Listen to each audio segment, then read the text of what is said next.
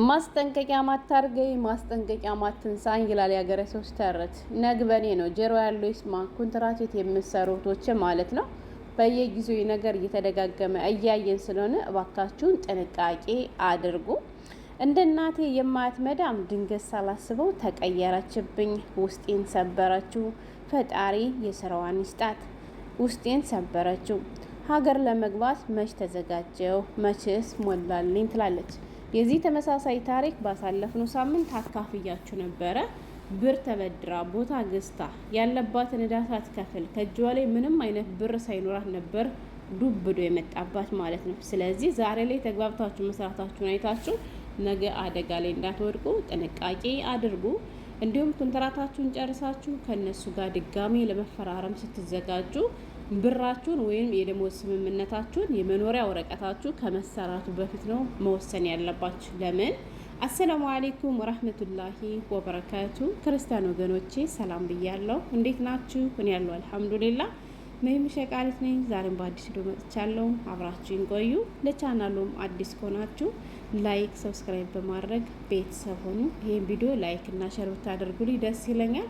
ምክንያቱም ምንም የማያውቁ ኮንትራት ቤት የሚሰሩ አዲስ የመጡቶቼ እንዳይሸወዱ። በየጊዜው ብዙ እህቶች እየተሸወዱ እያየን እየሰማን ስለሆነ አንዳችን ከአንዳችን መማር አለብን ብዬ አምናለሁ ማለት ነው።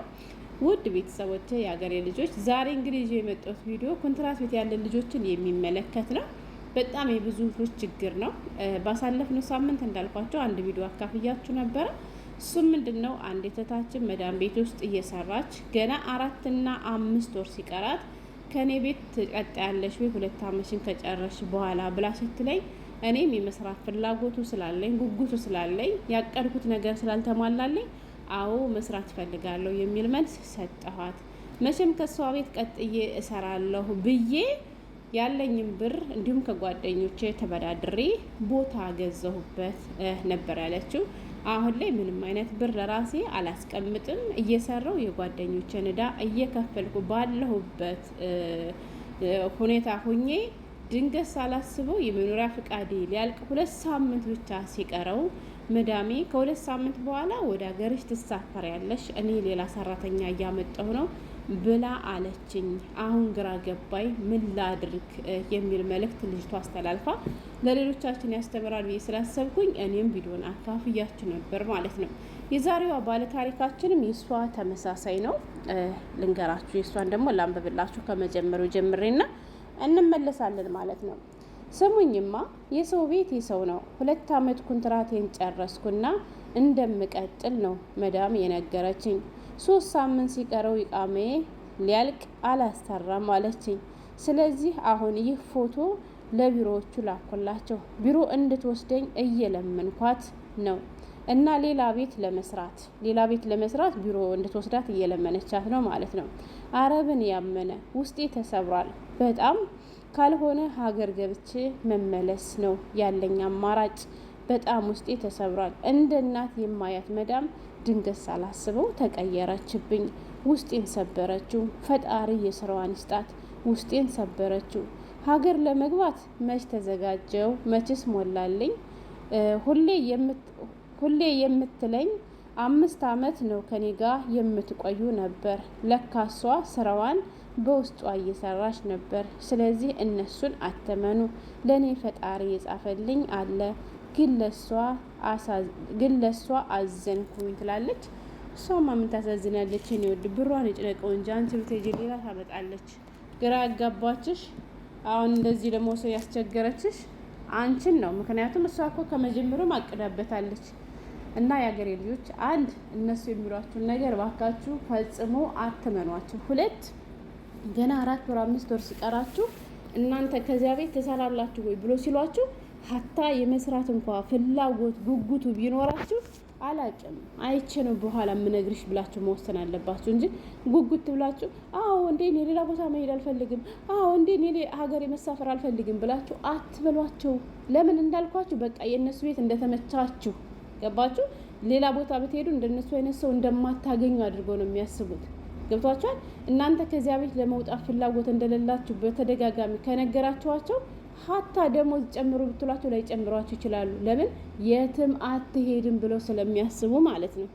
ስለዚህ ጥንቃቄ ነው ማድረግ ያለብን። እንዳልኳችሁ የዚህ ታሪክ ተመሳሳይ በባለፈው ሳምንትም ካፍያችኋለሁ።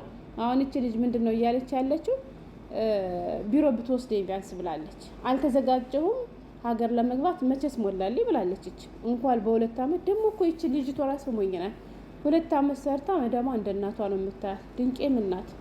እነሱ ጎበዞች ናቸው። በውስጣቸው ብዙ ነገር መያዝ ይችላሉ። ወላሂ እንደኛ አይደሉም ማለት ነው። ብለው ሲሰሙን የተረዱን ወይም ደግሞ የሚያዝኑልን መስለን ታሪካችን ዘርዘን እናገራለን። እንደሚያስንቀን ማናውቅ ብዙዎች አለን። ከእነሱ ጋር ሲጀመር ብዙ አታውሩ። ስለ ኮንትራታችሁ ሲያወሯችሁ በቃ 2 ሳምንት 1 ወር ሲቀረው ያለውን ነገር አሳውቋቸው። ግን እናንተ መጀመሪያ መዘጋጀት አለባችሁ። ለምን አልፈልጋችሁም ሌላ ሰራተኛ ነው። አንዳንድ መዳቦች አይታችሁ ከሆነ በየ2 አመቱ ሰራተኛ የመቀየር ሱስ አለባቸው። ሀታ እናንተ ጀግና መልካም ሰራተኞች እንኳን ብትሆኑ ማለት ነው። ግን ያ ነገር ቢፈጠርባችሁ ደግሞ ያን ነገር ለመቀበል እናንተ ቅድሚያ ዝግጅት ማድረግ ነው ያለባችሁ። አሁን እቺ ልጅ ድንገት ስለተነገራ ፈርታለች። አይ እሷ እኮ ምንም እንኳን ትሰራለች ብትለኝም በኋላ ያለ መግባባት ሊፈጠር ይችላል። ስለዚህ ብር መያዝ መዘጋጀት። እሷ ውጭ ብትላችሁ እሷ አልፈለግም ስላለቻችሁ ሌላ ቦታ አትፈለጉም ማለት አይደለም። እሷ ከዚያ ሀገር ስላስወጣቻችሁ ሌላ አረብ ሀገር አትፈለጉም ማለት አይደለም። ነገም ሌላ ቀን ነው። ግራ መጋባት ምናምን የሚለውን ነገር ለምን አመጣው? ግን መጀመሪያ ካልተዘጋጃችሁበት ነው። አሁን ያቺ ባለፈው ሳምንት ያቀረብኩላችሁ እንዳልኳችሁ ብር ተበድራ ቦታ ገዝታለች። ምንም አይነት ብር ከእጇ ላይ የላትም። የፊቴቱን እየሰራች ብድሯን እየከፈለች ነው ያለችው። በዚያ መሀል ሆና ይሄ ነገር ስትሰማ ባደነግጥ ነበር። ግራ የሚገርመው ምክንያቱም እኔም በእሷ ቦታ ብሆን ግራ ይገባኛል፣ ደነግጣለሁ። እንዴት ትቀጥያለች ስላለችኝ የሰው ብር ተበድሬ ቦታ ገዝቼ የሚለው ነገር ያሳስበኛል። ግን ለዕለቱ ነው እንጂ ደግሞ እናንተ ጤነኞች ከሆናችሁ የትም እንዴትም ሄዳችሁ መስራት ትችላላችሁ። እና አብዝታችሁ አትጨናነቁ። ቢሮ እንድትወስደኝ እየጠየኳን ነው ብላለች። እሷ ደስ ካላላት ቢሮ ራሱ ላትወስዳት ትችላለች። ወደ ሀገሯ ልታሳፍራት ትችላለች ማለት ነው። ምክንያቱም እነሱ በግራ አይን ካዩ አዩ ነው። የሆነ ጊዜ በዛኞች ቻናል ላይ አንድ ቪዲዮ አካፍያችሁ ነበር። እሱ አንዲት እህታችን አረብ ቤት ውስጥ እየሰራች እያለ ከነሱ ጋር መግባባት ሲያቀታት ሰውየው እቃሽን ረትቢ ወደ ቢሮ ልወስድሽ ነው ይላታል ማለት ነው። እሷም ቢሮ ከሄድኩኝ ቢያንስ ቤት ቀይሬ የመስራት እድሉን አገኛለሁ ትልና እሺ ብላ፣ ያው የሰው ቤት ነው ውጡ ስንባል መውጣት ነው፣ ሌላ ምን አማራጭ አለን? እሺ ትልና ሻንጣዋን ረትባ እሱን ተከትለው ትሄዳለች ማለት ነው። እሱን ተከትለው ከሄደች በኋላ ግን ስትደርስ ያየችው ነገር ቢሮ ሳይሆን ኤርፖርት ነበር የወሰዳት ማለት ነው። እና ኤርፖርት ስትደርስ እሷም ደንግጣ በጣም ህዝብ እየተመለከታት በሚያሳዝን ሁኔታ በጣም እያለቀሰች ነበር። ምክንያቱም ወደ ሀገሯ እንደሚያሳፍራት ስታውቅ፣ ወደ ሀገሯ መሳፈሯ ብቻ ሳይሆን የዚያች እህታችን ደግሞ ብሎክ አድርጎባት ነበር ማለት ነው። ድጋሜ ከዚህ ሀገር እንዳትገባ አድርጎባት ነበር። እና ምን ላትፈልጊ ነው? እነሱ ሲከፉ ከባድ ነው። ስለዚህ ድጋሜ ከዚህ ሀገር እንዳትገቡ እንዳትከለሰሉ የመጣውን ነገር በጸጋ ተቀብላችሁ በጸባይ ለመለያየት መሞከር እንጂ እንደዚህ ነው እና እናቴ ናት ምን ናት ብላችሁ እየተነጠፋችሁ ደግሞ በእነሱም ብቻ መፍረድ የለብንም። ራሳችሁን አስከብሩ። እንዳልኳችሁ እናንተ ጀግኖች ስትሆኑ፣ ለምሳሌ ተግባብታችሁ እንኳን ከዚያ ቤት መቀጠል ስትፈልጉ መጀመሪያ ዋጋችሁን ተናገሩ። ዋጋችሁን ደግሞ አታሳንሱ። ዋጋችሁን ስታሳንሱ ትረክሳላችሁ። ቢጨምሯችሁ ባይጨምሯችሁ ጥሩ ብር መጠየቅ ያለባችሁ የደሞዝ ጭማሪ ሲሆን ማለት ነው። እና ይሄን አድርጉ። እንዳልኳችሁ የደሞዙ ሁኔታ እናንተና እነሱን ብቻ ነው የሚመለከተው። ቢሮዎች ስለማይመለከታቸው በስምምነት የሚወሰን ነገር ስለሆነ ገና ወረቀቱ ከመሰራቱ በፊት ይሄን ያክል ብር የምትጨምሩኝ ከሆነ እሺ ችግር የለም አሳድሱልኝ ነው ማለት ያለባችሁ። ነገር ግን ወረቀቱ ከተሰራ በኋላ ደሞዝ እኮ ይሄን ያክል እንድጨምሩ ይፈልጋለሁ ብትሉ አሳድሰሻል፣ ስለዚህ አንጨምርም ሁሉ ሊሏችሁ ይችላሉና ከማሳደሳችሁ በፊት ዋጋችሁን ተስማሙ። ያለባችሁን ነገር ጨርሱ።